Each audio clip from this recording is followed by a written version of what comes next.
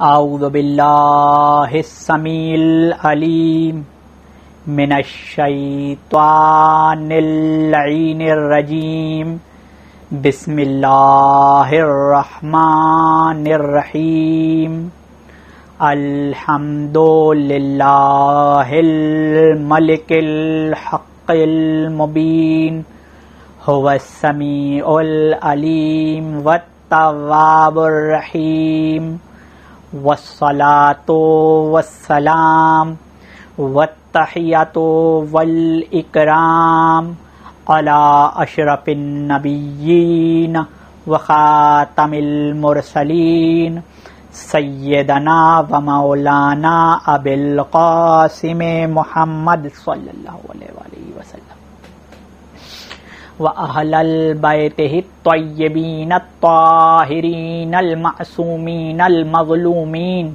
أما بعد فقد قال الله تعالى في كتابه المبين بسم الله الرحمن الرحيم فأقم وجهك للدين حنيفا فطرة الله التي فطر الناس عليها لا تبدیل لخلق اللہ صلوات اللہم صلی علی محمد وآل محمد۔ سامعین گرامی، دین فطرت اور کربلا کے عنوان سے جس سلسلہ گفتگو کا آغاز ہم نے محرم کی چاند کی شب سے کیا تھا، آج وہ اپنے چھٹے مرحلے میں داخل ہوا چاہتا ہے۔ آپ یہ نشستیں ملاحظہ فرما رہے ہیں primecanada.com کے توسط سے۔ گفتگو کا آغاز روزانہ جس آیت کریمہ سے ہوا جا رہا ہے وہ آیت سورہ روم کی 30ویں آیت ہے، جس میں پروردگار عالم ساری انسانیت سے مخاطب ہو کر ان کی پریشانیوں کے حل کے طور پر یہ فرما رہا ہے فَأَقِمْ وَجْهَكَ لِلدِّينِ حَنِيفًا، تم سب اپنے چہروں کو دین حنیف کی طرف کر لو۔ فطرت اللہ التی فطر الناس علیہا، یہ اللہ کی وہ فطرت ہے کہ جس پر ہر انسان پیدا ہوتا ہے۔ لا تبدیل لخلق اللہ، اللہ کی بنائی ہوئی تخلیق میں تبدیلی مت کرو۔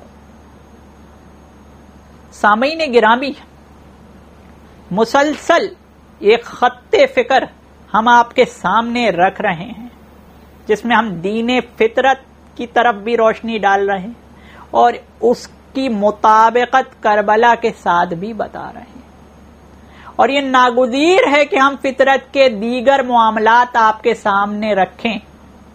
ہم نے آپ کو بتایا کہ جس طرح فطرت کے تقاضے ہیں اسی طرح اسلام کے احکام بھی فطری ہیں، غیر فطری نہیں ہیں۔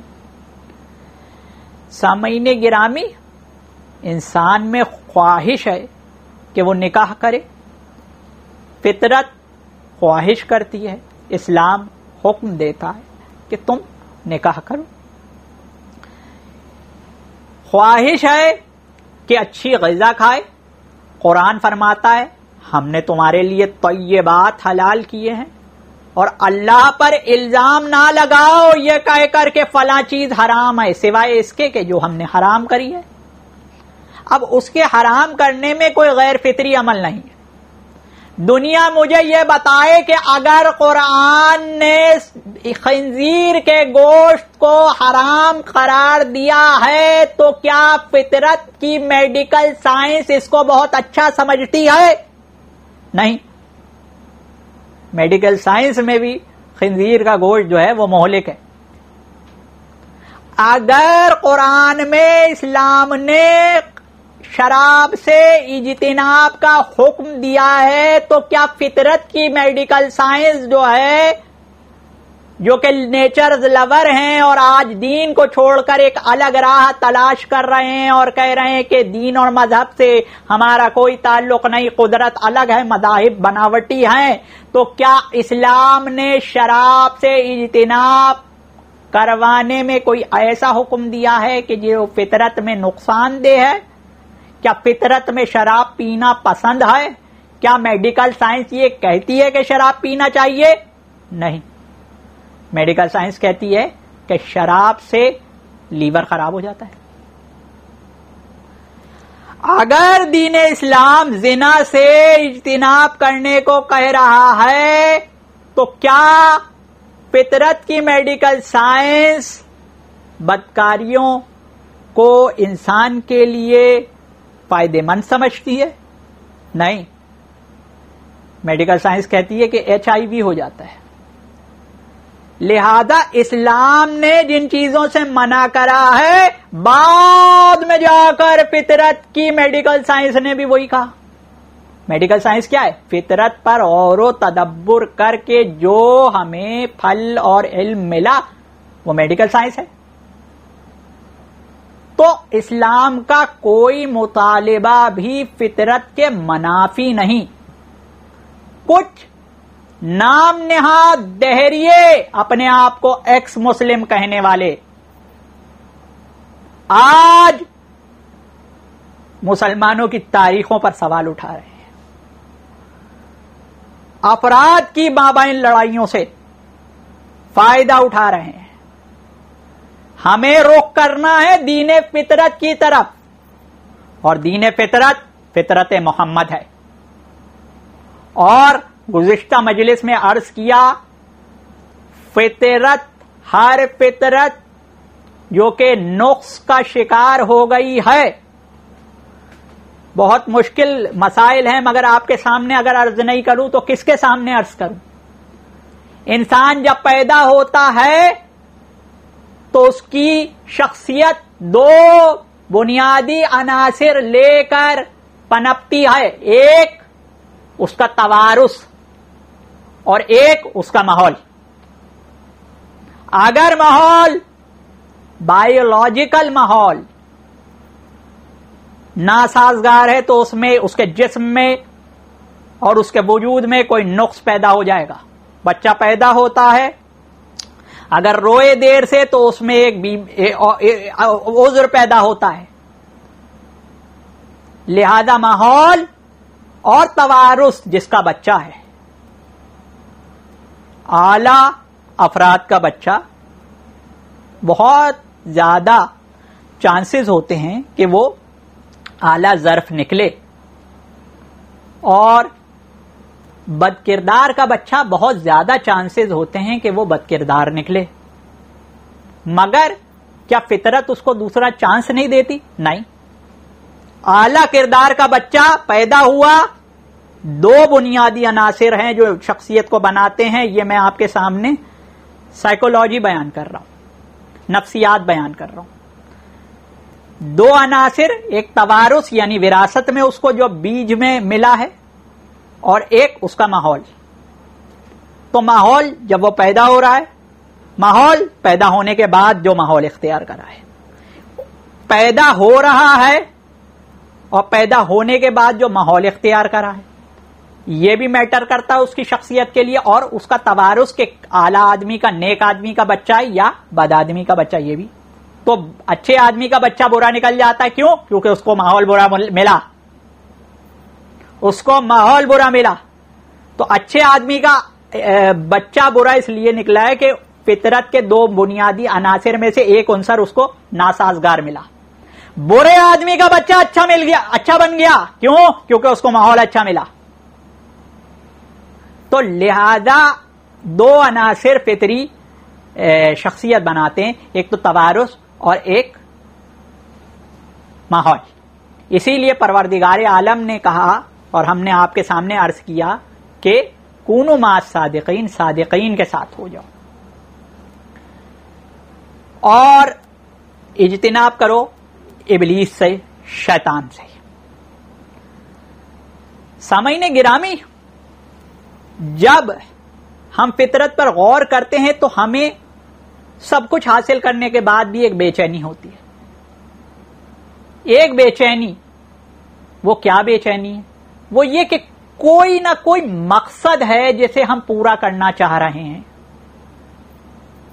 زندگی میں ایک دور ایک وقت ایسا ضرور آتا ہے کہ جب انسان سوچتا ہے کہ کوئی ایسا کام ضرور تھا جو ہمیں کرنا تھا، کر نہ سکے۔ وہ کیا کام ہے؟ وہ کام جس کی طرف فطرت ہمیں مائل کرتی ہے، وہ کام ہے اپنی اصل کے بارے میں معلومات حاصل کرنا، اپنے وجود کے بارے میں اصل میں ہماری پیدائش کا سبب کیا ہے۔ کیا ہم عبث پیدا کر دیے گئے ہیں؟ جیسا قرآن میں فرماتا ہے ہم نے تمہیں عبث پیدا نہیں کیا ہے۔ لہذا انسان جب سے پیدا ہوتا ہے اس کے دل میں فطری طور پر سوالات اکٹھا ہوتے ہیں، اور وہ سوالات شروع ہوتے ہیں اس کی پیدائش سے۔ جیسے ہی وہ پیدا ہوتا ہے وہ روتا اس لیے ہے کہ ابھی جس ماحول میں تھا وہ شکم مادر میں، یہ کس نے اسے دوسرے ماحول میں منتقل کر دیا۔ وہ ہوائیں، وہ فضائیں، وہ روشنیاں جو ابھی تک اس کے وجود سے نہیں ٹکرا رہی تھی، یہ کیسی روشنیاں ہیں، کیسی آوازیں ہیں اب جو اس کے نومولود جسم اور کانوں سے، آنکھوں سے ٹکرا رہی ہیں۔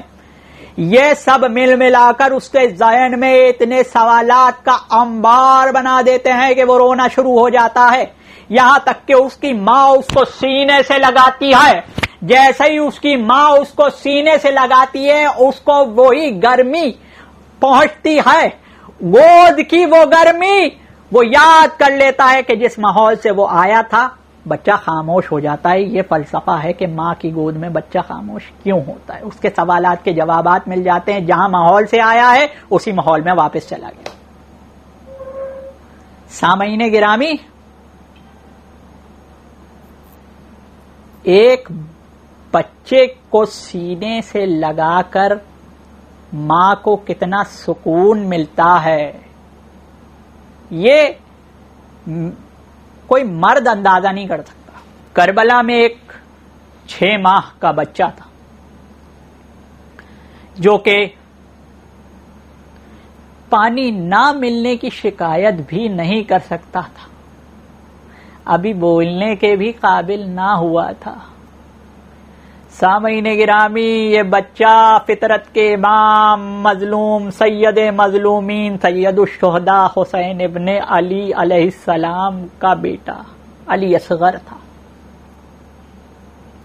سامعین گرامی، سوچئے تو صحیح کہ وہ ماں اس نے کس جگر سے اپنے بچے کو مقتل روانہ کیا ہوگا، جو اپنے بچے کو ہمہ وقت سینے سے لگائے رہے۔ اس نے آخری اللہ حافظ کیسے کہا ہوگا، اور کس دل سے اور کس جرت سے حسین ابن علی ایک ماں سے اس کا بیٹا یہ کہہ کر مانگ رہے ہیں کہ شاید اس کو پانی پلانے لے کر جاؤں۔ علم امامت جانتی ہے کہ یہ زندہ لوٹ کر نہیں آئے گا، جہاں جا رہا ہے وہاں سے کوئی زندہ لوٹ کر واپس نہیں آیا، مگر شہید زندہ ہے، بے شک زندہ ہے۔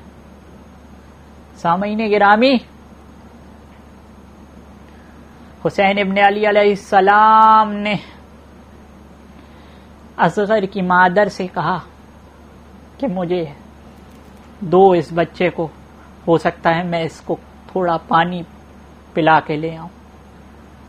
فطرت کے امام تھے، کل ہم نے آپ کو بتایا تھا سب سے پہلے شبیہ محمد بھیجی، شاید وہ دین حنیف کی طرف رخ کر لیں، نہیں، ان کی نصیب میں بدبختی تھی۔ اور اب ایک ایسی شخصیت کو لے کر جا رہے ہیں جو ابھی بھی فطرت پر ہے، ابھی بھی فطرت پر ہے، فطرت اللہ التی فطر الناس علیہا۔ علی اصغر تو فطرت پر ہے، علی اصغر سے کس کی دشمنی ہے؟ فطرت کا ایسا شاہکار کہ جب کپڑے پہ لے کر آ رہے تھے تو لشکر یزید، لشکر شمر، لشکر ابن زیاد ملعون، خدا ان سب پر لعنت کرے، انہوں نے سمجھا کہ حسین قرآن لائے ہیں۔ فطرت کا ایسا شاہکار جو کہ قرآن لگ رہا تھا۔ سامعین گرامی، حسین ابن علی علیہ السلام نے جب چادر ہٹائی تو فوج اشقیہ نے دیکھا کہ ایک ننھا سا بچہ ہے، تو پھر فوج اشقیہ میں بغاوت کا سما پیدا ہو گیا کہ اب کیا ہماری جو لڑائی ہے وہ فطری بچوں سے بھی ہوگی، یہاں تک کہ ابن زیاد نے ہرملہ کو کہا، ہرملہ تیر چلا، ہرملہ میں تجھے انعام دوں گا، اگر تو نے تیر نہیں چلایا تو ہمارا کیا کرایا بگڑ جائے گا، فوج میں بغاوت پیدا ہو جائے گی۔ یہاں ایک دوسرے سے باتیں ہی کر رہے تھے کہ ہرملہ نے ایک ایسا تیر جو کہ گھوڑے کے مارا جاتا ہے وہ چلایا۔ حسین ابن علی علیہ السلام کے گردن پر آنے والا وہ تیر مجاہد کربلا اصغر نے ہمک کر اپنی گردن پر لے لیا۔ سامعین گرامی، وہ تیر لگا نا گردن علی اصغر پر، تو وہ علی اصغر پر کی گردن کو چیرتا ہوا وہ حسین کے بازو پر لگ گیا۔ حسین ابن علی علیہ السلام نے وہ تیر نکالا اور وہ خون زمین پر نہیں پھینکنے دیا، اس خون کو چلو میں لیا۔ آپ ذرا سا اندازہ لگائیں، یہ حسین ابن علی اپنے جوان بیٹے کا لاشا دیکھ چکا، اب اپنے نومولود بیٹے کا خون چلو میں لے رہا ہے، آسمان کی طرف رخ کرا اور اللہ سے عرض کی، یا اللہ مجھے اسی حالت میں محشور کریو کہ میرے اصغر کا خون میرے منہ پر ہے۔ اور اس طرح امام نے اپنے لال کا خون اپنے چہرے پر مل لیا، اور جب لوٹے تو دنیا کا ہر سوال فوراً حل بتانے والے، دنیا کے ہر مسئلے کا حل فوراً بتانے والے سوچ رہے تھے کہ کس طرح سے، کس جرت سے اس کی ماں کے پاس دکھا کر یہ لاشا دکھاؤں، کس طرح سے میں جاؤں اس کی ماں کے پاس اس کا لاشا دکھاؤں۔ سامعین گرامی، مورخین بیان کرتے ہیں کہ حسین ابن علی نے کئی مرتبہ قدم آگے بڑھائے، کئی مرتبہ قدم پیچھے کرے، آخرکار آئے اور لوگوں نے، مورخین نے لکھا کہ حسین ابن علی گئے تھے تو ایسا لگ رہا تھا کہ جوان تھے، اور لوٹے ہیں تو ایک ضعیف شخصیت نظر آ رہے تھے۔ خدا کسی باپ کو ایسا عالم نہ دکھائے۔ پروردگار عالم، انا للہ و انا الیہ راجعون۔